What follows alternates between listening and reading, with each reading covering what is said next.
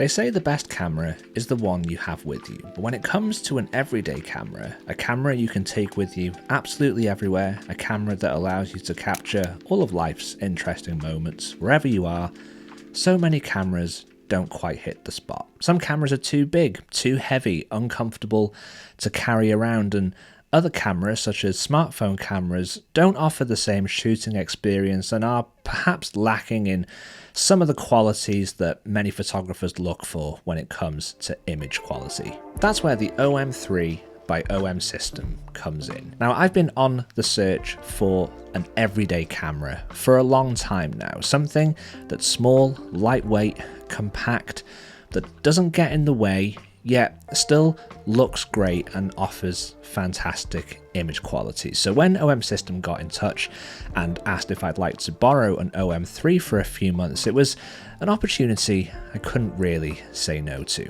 So I decided to take the OM-3 with me on a recent trip down to Brighton to really put it through its paces, and with it being the UK in January, we were blessed with all kinds of different weather conditions, from driving rain to bright sunshine. And with Brighton being a seaside town, it provided plenty of opportunities to explore a variety of different styles of photography, from street photography to more traditional landscapes and pretty much everything in between.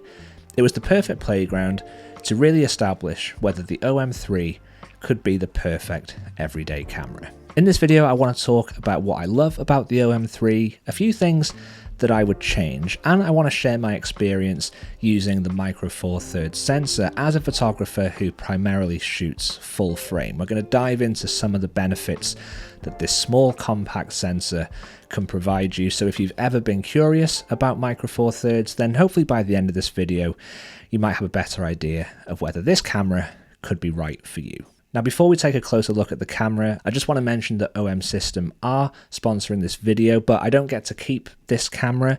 Also, all of the thoughts and opinions expressed in this video are my own. OM System haven't told me what to say, aside from a list of a few features that they'd like me to let you know about. So, with that being said, let's take a closer look at the camera. I want to start this video by sharing some of the things that I absolutely love about the OM-3. Firstly, the OM-3 has the same 20 megapixel stacked CMOS sensor found in OM System's flagship camera, the OM-1 Mark II.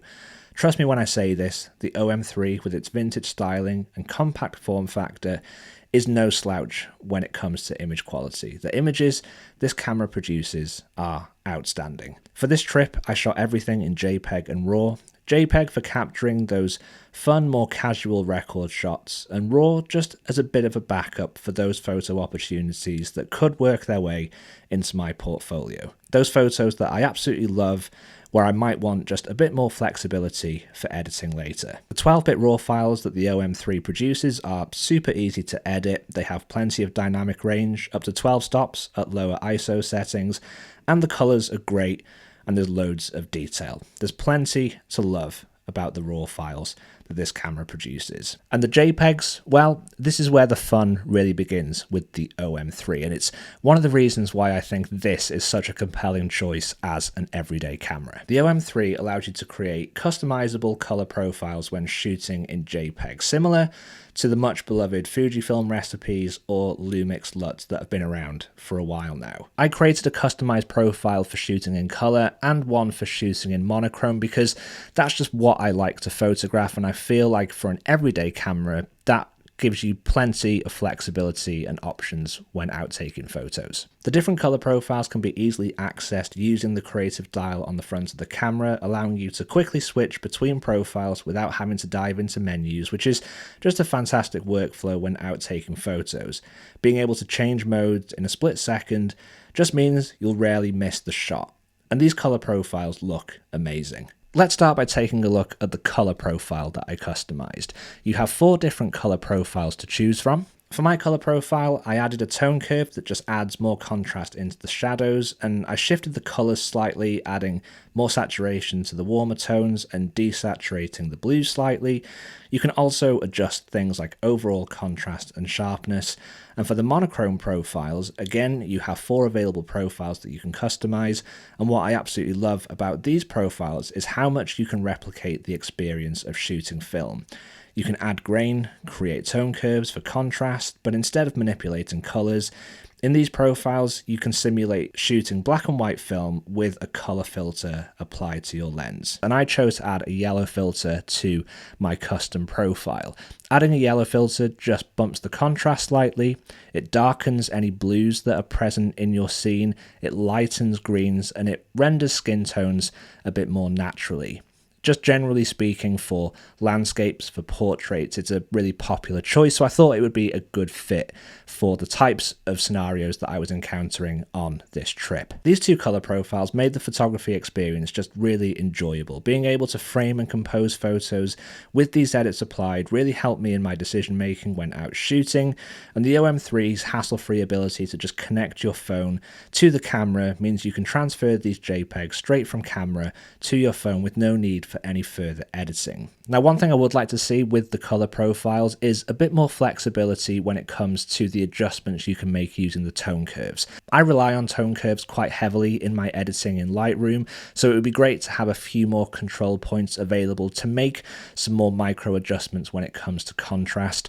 Also, I would like to see grain available as an option in the color profiles. I love being able to add grain to the monochrome profile in the OM-3 to really simulate that film look, but it'd be great to see that in the color options as well. On the creative dial on the front of the OM-3, you'll also see this art switch, which basically allows you to cycle through a bunch of pre-installed presets or filters. Now, I wouldn't personally use this. It feels a little bit like the early days of Instagram when you would just upload a photo and slap a quick filter on it. And I think for the demographic of users who would probably choose the OM-3, because this isn't an inexpensive camera, it's really capable, it's a really high-end piece of equipment.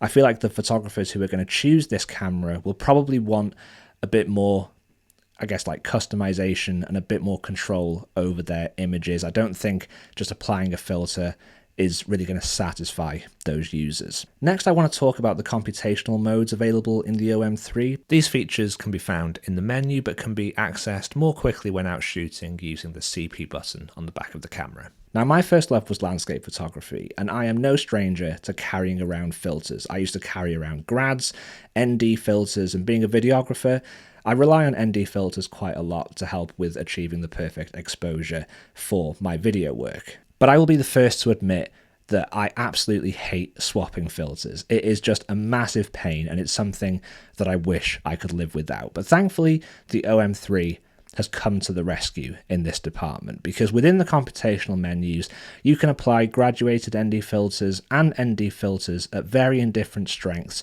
within the camera itself, completely removing the need to carry filters with you. For an everyday camera, I think that is a real win, and it brings me on to one of the advantages of this smaller Micro Four Thirds sensor. Because the sensor is small, and because the IBIS in this camera is so great, it actually allows you to shoot at much slower shutter speeds handheld. Normally you would expect for long exposures that you'd need to carry a tripod, and that always kind of defeats the purpose of these small, compact, everyday cameras. But I was able to shoot long exposures, creating that motion blur, shooting up to 1 to 2 seconds completely handheld without any issues. And for anyone thinking that the smaller sensor and that 20 megapixel resolution just isn't quite enough by today's standards, then the computational menu also has options for high-res shooting. You can shoot up to 50 megapixels handheld and up to a whopping 80 megapixels when using a tripod, thanks to the stacked sensor within the OM-3. The design of the current OM-3 is inspired by the Olympus OM-1, a legendary mechanical 35mm film camera released in 1972. Now, I love shooting 35mm film. I own an old Canon AE1, and I think the aesthetics and the design language of these old film cameras are truly timeless in a way that I think many modern cameras just aren't. I love that the OM-3 has tried to recreate this design language, and I think they've created a camera that just looks absolutely great. Now, I don't know about you guys, but when I'm out taking photos, especially in towns and cities, I like to be as invisible as possible. I don't like to draw attention to myself. And how a camera looks actually plays a major role in that. The OM-3 with its vintage aesthetic and compact form factor really flies under the radar. It doesn't look like a big DSLR with a bulky lens. It's a bit more subtle and discreet, and something else that I noticed was just how quiet the mechanical shutter is. I don't know if this will come across on the video, but this shutter is just whisper quiet. And that means if you are photographing around people and you don't want to draw attention to yourself, then this camera is going to help you just be, like I said, completely invisible. We do have to talk about holding the camera because shooting experience and ergonomics play a huge role in how comfortable a camera feels to use. A camera can have all the bells and whistles, but if it's not comfortable to hold and it doesn't allow you to quickly access the various functions, then you're going to miss the shot. I can't fault the build quality of the OM-3. The camera feels sturdy, really well made, and it has an IP53 weather sealing rating, so it can withstand rain, dust, anything that you can throw at it within reason. And on a rainy day in January in the UK, I had absolutely no issues with the camera.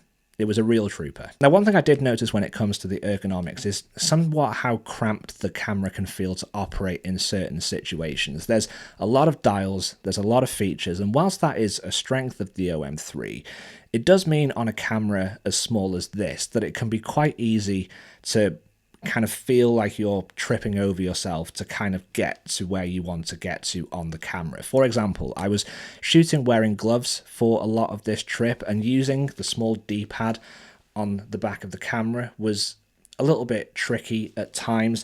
You can definitely easily accidentally just change a setting without meaning to. The Lumix S5 II that I use has actually like a spinning dial as opposed to a traditional D-pad, and I think that should pretty much be a standard on every camera at this point. Also, the on-off button is on the left-hand side of the camera, yet all the other dials required to take a photo are on the right-hand side, which just means operating this camera one-handed is a little bit tricky. If you're walking around a city, say you've got a coffee in one hand and your camera in the other, it would be great to be able to just turn on the camera and take a photo with just one hand. And you can't do that very easily with the OM-3 at the moment. It's a small thing, but it is something that I noticed in my testing. There is a function button and a video record button on the top right hand side of this camera, and to be honest, I would be happy to just do away with those and replace that space with the on-off button. I think that would lead to a slightly better shooting experience for photography. To be honest, I think a lot of this could be improved if the grip on the front of the OM-3 was a little bit deeper. There isn't actually anything to grip onto on the front of this camera. There's just a small thumb grip on the back, and I think if there was a bit more real estate on the top, it would make the camera a little bit more comfortable to hold and might make a bit more space for some of these functions. I think as beautiful as these old film camera replications are, borrowing that design language from those old cameras, I think as great as they look, I do think that those types of designs do need to be modernized slightly to suit how modern shooters actually use cameras, especially when you have all of these additional dials and buttons. But we are talking about the additional 1 to 5% here in terms of improvements. I think most photographers wouldn't necessarily have a problem with it, and if you're used to shooting with smaller cameras, I think it's something that you could easily live with. So is the OM-3 by OM Systems the perfect everyday camera? Well, in short, it definitely could be. If you want a great, compact, lightweight camera that takes amazing photos, then I would recommend this camera to anybody, whether you're a professional or an amateur.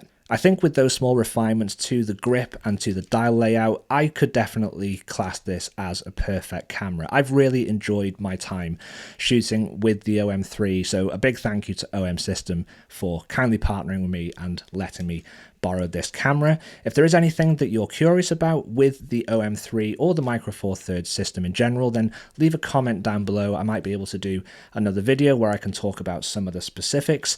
As always, guys, thank you so much for all of your support. It's only because of you that partnerships like this are possible, so thank you again for watching. If you enjoyed the video, do give it a thumbs up and hit the subscribe button and ring the bell so you can get notified of when new videos come out on the channel. So until next time, take care, and I will see you in the next video.